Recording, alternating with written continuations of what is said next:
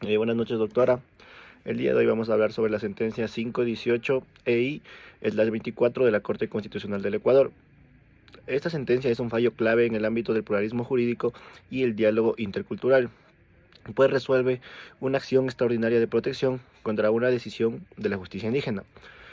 Los hechos del caso. Este caso surge de un conflicto de una propiedad sobre un terreno que involucra a una comunidad indígena y a los accionantes que tienen el título de la justicia ordinaria. La controversia de origen se da ya que este conflicto se centra en un terreno cuya propiedad fue adquirida por los accionistas mediante una escritura pública de compraventa, celebrada con una federación de mujeres indígenas. La decisión indígena que se impugna es la Asamblea General de la Unión de Organizaciones Campesinas e Indígenas de Pasa, actuando como una autoridad de justicia indígena, resolvió declarar nula la escritura de compraventa de ese terreno. La acción constitucional. Los compradores, en este caso los accionantes, presentan una acción extraordinaria de protección ante la Corte Constitucional, argumentando que la justicia indígena vulneró sus derechos constitucionales, principalmente el derecho a la propiedad, al anular una escritura pública, lo cual sería una competencia exclusiva de la justicia ordinaria. Como siguiente punto tenemos los principales argumentos jurídicos de la Corte Constitucional del Ecuador. La Corte analizó si la decisión de la autoridad indígena afectó el derecho a la propiedad y si se ejerció la jurisdicción indígena de manera compatible con los derechos humanos. Como primer punto para analizar tenemos el alcance de la jurisdicción indígena. La Corte Constitucional del Ecuador reiteró que la jurisprudencia indígena tiene autonomía territorial y material y se ejerce basada en sus tradiciones ancestrales y su derecho propio. También tenemos los límites de la jurisdicción.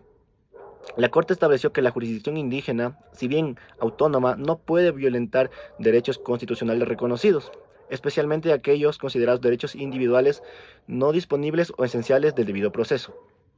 La vulneración del derecho a la propiedad. La Corte Constitucional del Ecuador determinó que la autoridad indígena se extralimitó en sus funciones al declarar nula una escritura pública de compraventa. Esta competencia está reservada a la justicia ordinaria. Al anular el título, la autoridad indígena vulneró el derecho a la propiedad de los accionantes que habían adquirido el bien de buena fe. La motivación de la decisión indígena. La Corte evaluó la motivación de la decisión indígena y encontró que no se justifica de manera adecuada, porque era necesario anular el título de propiedad a la luz del derecho propio indígena o los valores comunitarios, lo que constituyó una afectación al debido proceso. Como tercer punto, tenemos la decisión adoptada por la Corte Constitucional. La Corte Constitucional del Ecuador resolvió aceptar la acción de protección extraordinaria de este caso y también ordenó dejar sin efecto la decisión indígena. Como consecuencia, la Corte Constitucional del Ecuador declaró nula y sin efecto la resolución dictada por la Asamblea Indígena que anuló la escritura de la compraventa. También ordenó la restitución de los derechos, ya que la Corte Constitucional tutela el derecho a la propiedad de los accionantes, restableciendo la validez del contrato. Como último punto tenemos el análisis sobre este caso. Se puede argumentar que la sentencia no aplicó un buen diálogo intercultural totalmente adecuado, en el sentido de una negociación entre sistemas, sino más bien como un control de constitucionalidad estricto.